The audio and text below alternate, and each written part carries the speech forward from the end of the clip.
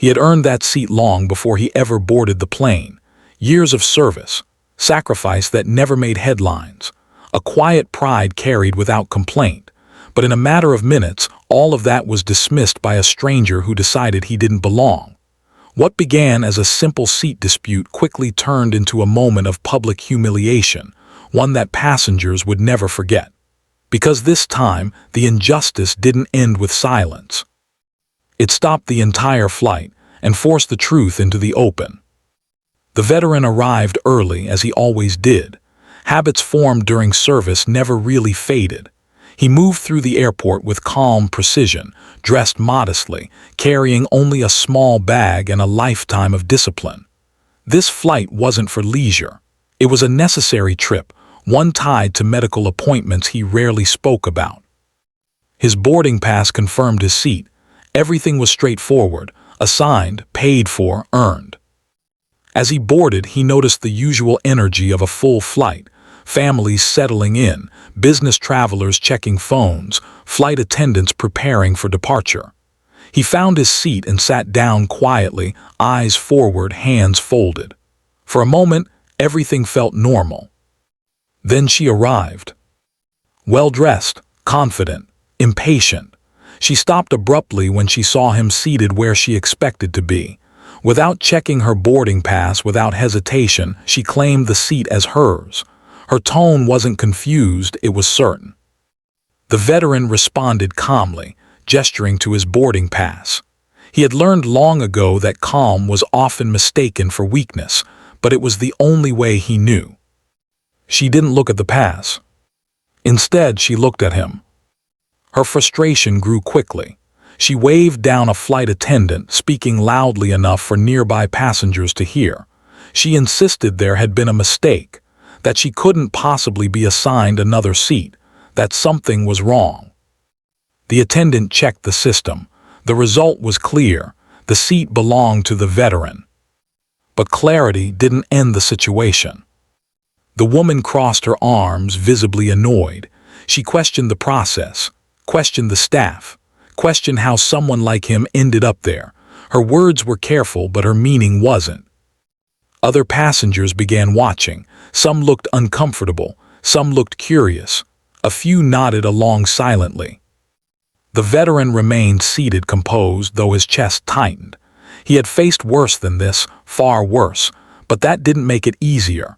The humiliation was familiar, the assumption even more so. A supervisor arrived. More checking, more waiting, time stretched. The woman refused to move. She claimed she felt unsafe, claimed she was being treated unfairly. That was when the tone shifted. The supervisor asked the veteran to step into the aisle temporarily, just to resolve the issue.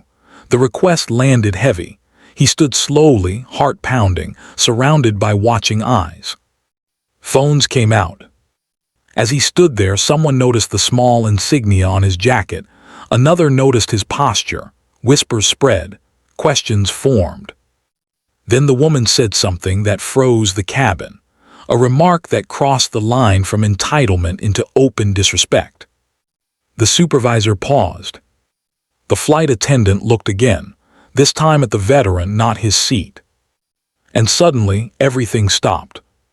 The captain was informed, boarding halted, the doors remained open, the flight was officially grounded.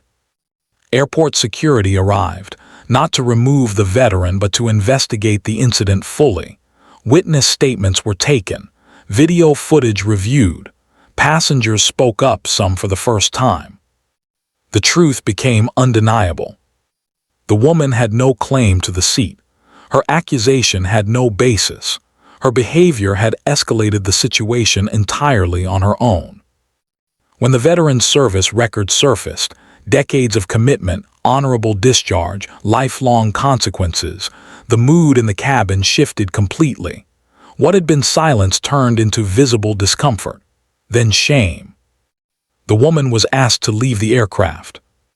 She protested, raised her voice, claimed she was being mistreated, but this time no one listened. The veteran was escorted back to his seat, offered apologies that felt too late but sincere. The flight remained grounded as airline officials conducted a full review, unwilling to let the incident pass quietly. Videos of the confrontation spread rapidly online. Viewers reacted strongly, not just to the woman's actions, but to how easily the veteran had been questioned in the first place. The airline faced immediate backlash, statements were issued, investigations launched. The flight remained delayed for hours. All because someone believed entitlement outweighed truth. The veteran completed his journey later that day, but the moment stayed with him. Not as anger, he had learned to live without that, but as another reminder of a reality he had hoped was fading. The airline announced policy changes within days, mandatory bias training, revised conflict procedures, public apologies that acknowledged failure, not confusion. The woman faced consequences of her own, travel restrictions, employment fallout, a reputation forever tied to a moment she could not undo. For many watching, the story wasn't shocking, it was familiar. A reminder of how quickly respect can be stripped away, how service can be ignored, how silence allows injustice to breathe. But this time, the plane didn't take off. This time, the system paused long enough to correct itself. And the question left behind wasn't about a seat or a delay. It was this: how many people have been asked to stand up for someone else's comfort? And how many times will it take before dignity is no longer negotiable?